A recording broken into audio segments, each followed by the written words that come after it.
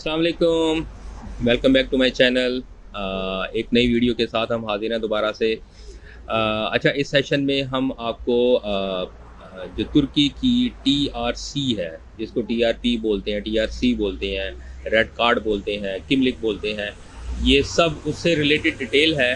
तो आज हम आपको डिटेल्ड इन्फॉर्मेशन देंगे, जिसमें कोई ढकी-छुपी चीज़ नहीं है, कोई ऐसी चीज़ नहीं है कि जो आपको ऐसा है कि देखिए कुछ एजेंट होते हैं वो चीज़ें छुपा जाते हैं।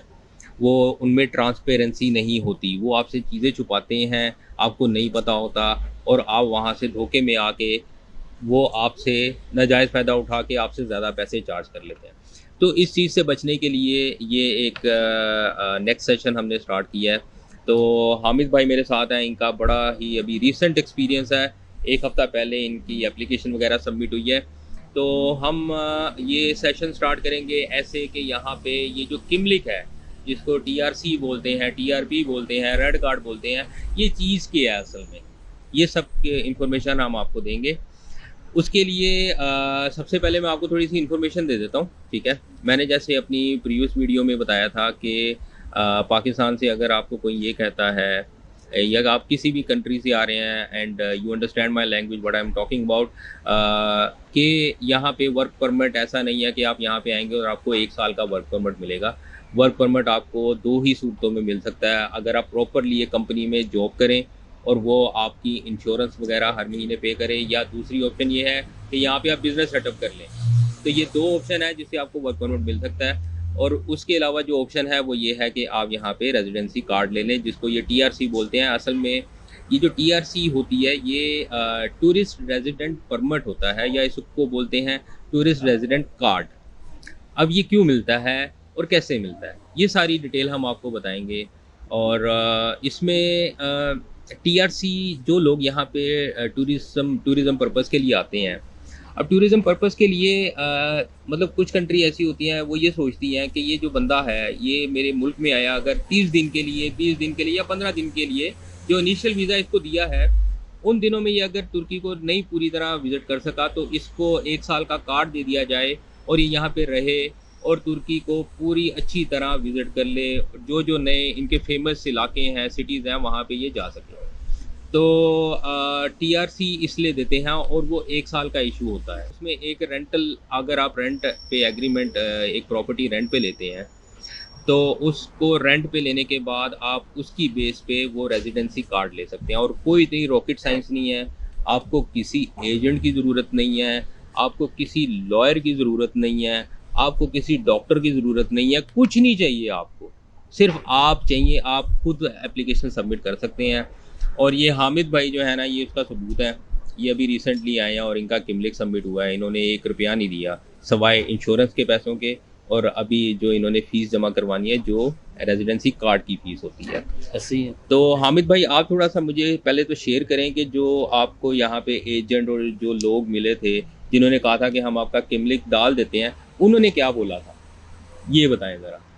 मैं जब लास्ट ईयर आया हुँ। तो तब मैंने एक दो बंदों से पूछा।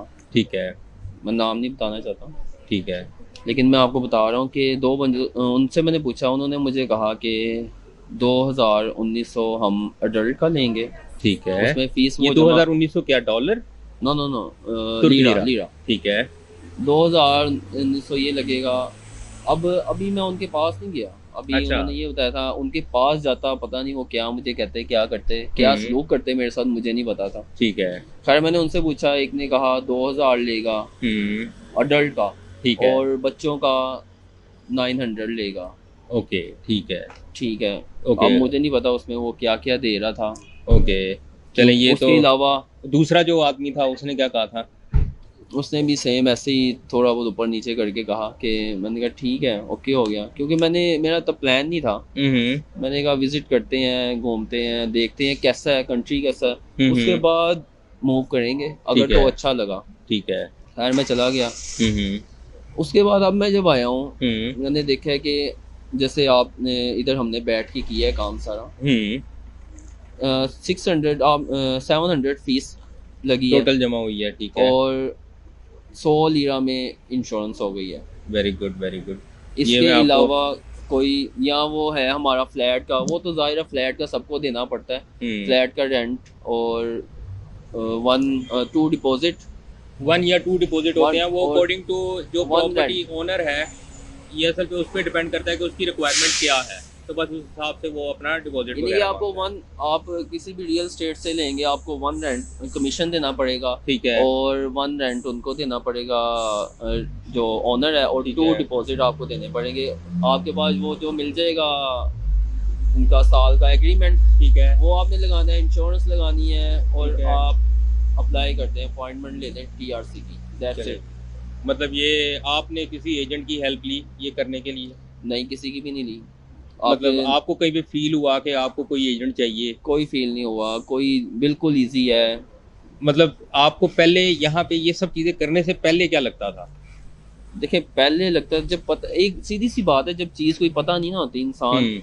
जैसे मैंने लाहौर पिछली वीडियो में हमने बताया कि लाहौर में ऐसे मेरे साथ हुआ है कि उन्होंने ये भी, फिर मैंने ऐसे काफ़ी सर्च करके देखा, फिर यहाँ आके भी राब्ते किए, तो इतने इतने पैसे ले रहे हैं। हम्म। ये ठीक है, आप सर्विस दे रहे हो अपनी, हम्म। इतना चार्ज करो कि अगले का नुकसान ना हो। अब एग्जैक्टली। जैसे कि आप बता रहे थे कि एक बंदे ने यहाँ पे $16,000, हाँ जी। अब मैं के एक सुन के हैरानगी हो जाती, $16,000 चार उसने पे किया है। 4 लोगों की फैमिली ने सोलह 4 लोगों हजार की फैमिली डॉलर ने। पे किया 1 साल का रेजिडेंट परमिट लेने के लिए, और उसको नहीं पता था कि ये कैसे लेते हैं। मतलब उसके लिए ये बहुत बड़ी चीज़ थी, हाँ, लेकिन उसने वो उस बड़ी चीज़ को अचीव करने के लिए बहुत ज़्यादा पैसे खर्च कर लिए, और इसका नाजायज़ फ़ायदा एक पाकिस्तानी ने ही उठाया, क्योंकि उसको पता था कि ये मजबूर है और इसको चाहिए, तो उसने उससे जितना दिल खोल के मांग सकता था उसने यार मांग लिया। वही बात हम करते हैं कि किसी का, अगर एक बंदा वहां से आता है, वो तो आगे परेशान है, एक परदेश में आया है, हम्म। वहां पे उसको आगे परेशानी है, अब उसकी, हम लोग उसकी परेशानी हल करने की बजाय उन पे उल्टा मजीद बर्डन डाल देते हैं। पता नहीं एग्जैक्टली। वो किस तरह कमा के लाया है, क्या क्या? लाया है, किस तरह हाँ, लाया है, हमें उसकी नहीं क्या आइडिया, मजबूरी उसकी है, क्या मजबूरी है, वो यहाँ यहाँ पे परदेश में आया। आ रहा है, हाँ, लेकिन बिल्कुल। उसका फ़ायदा उठाते हैं। खुदाया उसका फ़ायदा ना उठाएं, उनको सही गाइड करें जो लोग कर रहे हैं ऐसे। हम्म। बड़ा मेहरबानी, आपने मरना भी है, खुदा को भी याद रखें, तो हाँ जी। जितना बेहतर होता है उनको बेहतर गाइड करें। हलाल रिस्क कमाएं, रिस्क कमा रहे, ठीक है, आपका यही वसीला है, हम्म। कमाएं, हम ये नहीं कहते ना कमाएं, लेकिन उसको हलाल तरीके से कमाएं। ये नहीं कि इतने ज़्यादा चार्ज करें कि अगला बंदा आते हुए अगला भी बंदा, सोचे कि हाँ, यार मैं यहाँ पे ठीक हूँ, पाकिस्तान भी ठीक हूँ, इससे बेहतर। सही। तो अगर जिसने आना भी है तो गाइड अच्छा करें उसे। हम अगर बैठे हैं, हम इधर बैठे हैं इसी वजह से बैठे हैं, नहीं तो हमें क्या ज़रूरत थी। इसी एग्जैक्टली। वजह से बैठे हैं कि लोगों को गाइडेंस पता चले कि क्या खर्चा होता है। सही सही। मैं बिल्कुल समझ गया हामिद भाई, ये हामिद भाई का आपने ओपिनियन लिया, इनकी सजेशन ली, आप बिल्कुल समझ गए होंगे। मैं आपको थोड़ी सी डिटेल में बता देता हूँ। यहाँ पे जब आप आते हैं, ठीक है, और आपका प्लान है कि आपने 1 साल का यहाँ पे रेजिडेंट परमिट लेना है, मैं आपको एक पॉइंट बता देता हूँ जिस तरह से आपने उसको फॉलो करना होता है।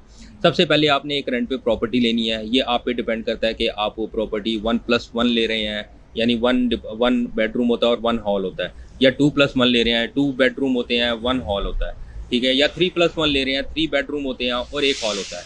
और ये मैं आपको जो प्राइसेस अभी बताऊंगा ये विदाउट फर्निश्ड है, मतलब इसमें फर्नीचर नहीं होगा, इसमें खाली रूम है, ठीक है। तो अब जो 1+1 है, अभी करंट जो प्राइसेस चल रही हैं तुर्की में सितंबर 2020 में, आपको 1+1 मिनिमम आपको 1100 से 1500 तक मिलेगा।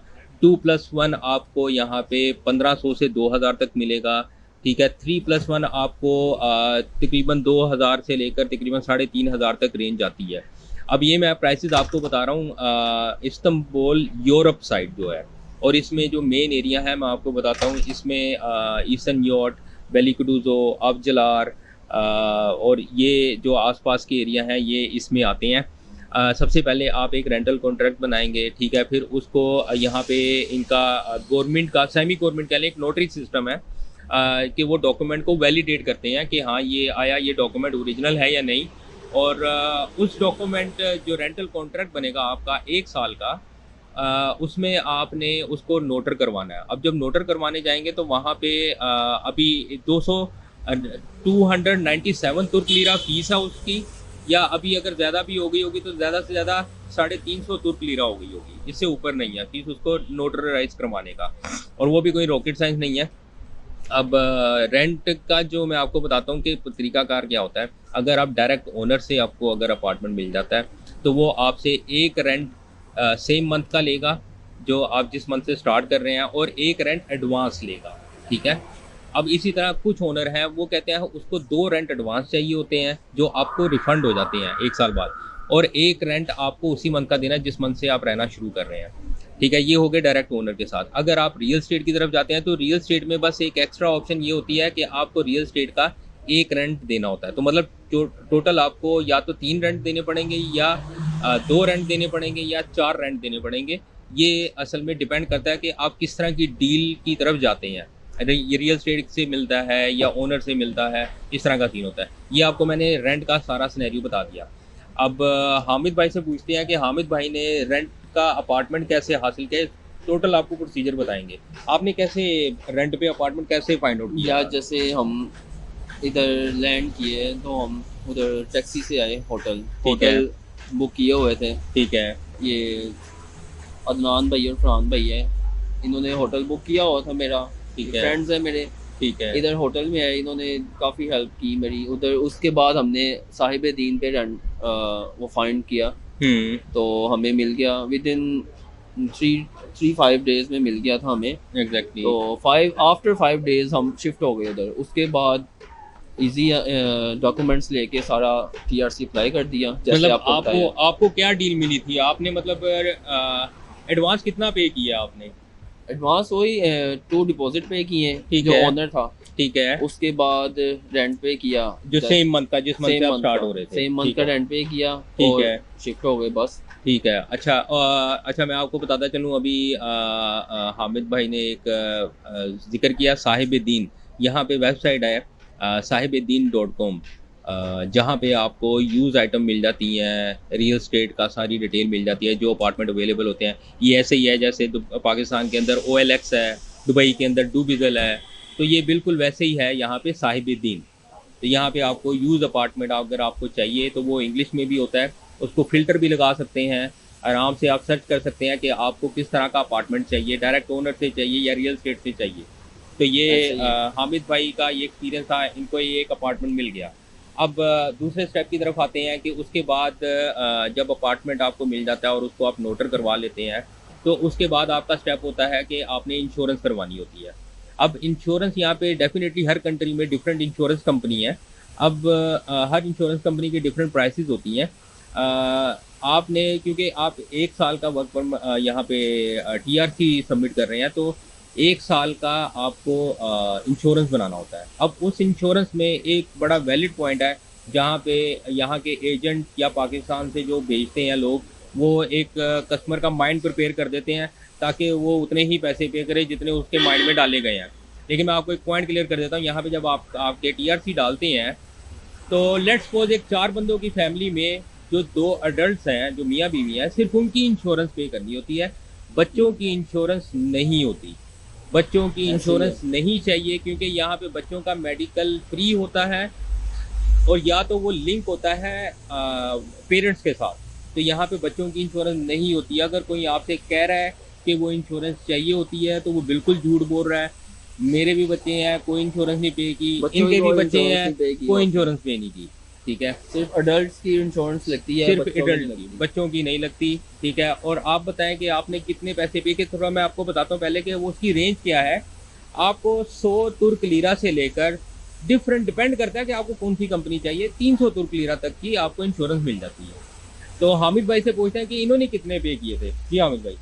मैंने 100 लीरा पे किए हैं एक बंदे का, एक बंदे का। मतलब हस्बैंड वाइफ का मिला के 200 तुर्क लीरा आपने पे 200 किया, तुर्क लीरा पे किया है, तो इंश्योरेंस मिल गई है। इंश्योरेंस मिल गई। बच्चों का आपने पे किया? बच्चों का नहीं पे किया। बस सही है। तो ये हो गया इंश्योरेंस पार्ट। अब हम तीसरे पार्ट की तरफ आते हैं। तीसरे पार्ट में आपने क्या करना होता है कि आपने ऑनलाइन एप्लीकेशन फिल करके और आपने अपॉइंटमेंट के लिए सबमिट करना होता है, ठीक है। अब उसका प्रोसीजर ये होता है कि आपने, इनका एक लिंक है, वहाँ पे जाना है, आपने अपनी एक्यूरेट जो इन्फॉर्मेशन है वो सारी फिल करनी है, ठीक है। और उसको वहाँ पे फिल करने के बाद वहीं पे सबमिट कर देना है। अगर आप 4 फैमिली मेम्बर हैं तो पहले आपने जस्ट डिटेल फिल करनी है। डिटेल फिल करने के बाद आपने उस फॉर्म से एग्जिट होकर जब सारों की फिल कर लेंगे तो फिर जो एक फैमिली मेम्बर है जैसे हामिद भाई हैं, इनकी एप्लीकेशन पे दोबारा जाना है और फिर उसके बाद चारों को लिंक कर देना बंदों को और फिर अपॉइंटमेंट सबमिट कर देनी है। तो यहाँ पे असल में जो गवर्नमेंट है उसने हर इलाके में पॉइंट्स दिए हुए हैं कि उन जगह पे आप एप्लीकेशन सबमिट कर सकते हैं। आपने अपना मतलब वो बतानी होती है कि किस इलाके में आप जाना चाहते हैं, किस इलाके से आप इंटरेस्टेड हैं एप्लीकेशन को प्रोसेस करवाने में। जो आपके करीब तरीन है वहाँ की लोकेशन सेट करें और उसको 4 फैमिली मेम्बर को एक ही उसमें डालें और अपॉइंटमेंट को आप सबमिट कर दें।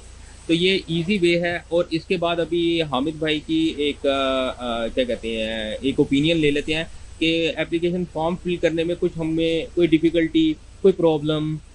कोई कुछ प्रॉब्लम नहीं, बिल्कुल इजी है। आप उसमें क्या, सीधी सी आपको एक मिसाल देता हूँ। आपको अपनी सारी चीज़ों का पता है कि हुँ, आप क्या हैं, क्या वही चीज़ें उसमें ऐड करनी है, दैट्स इट।